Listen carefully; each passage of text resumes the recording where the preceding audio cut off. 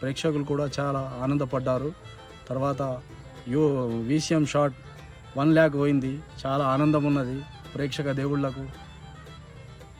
ఇక మీకు కాంక్షలు చెప్పాలి, లేకుంటే ఆనందపడుతున్నాను, ఏం చెప్పాలో ఇక నాలో నేనే మైమర్చిపోతున్నాను. ఈ ఆనందం చాలా ఆనందంగానే ఉంది.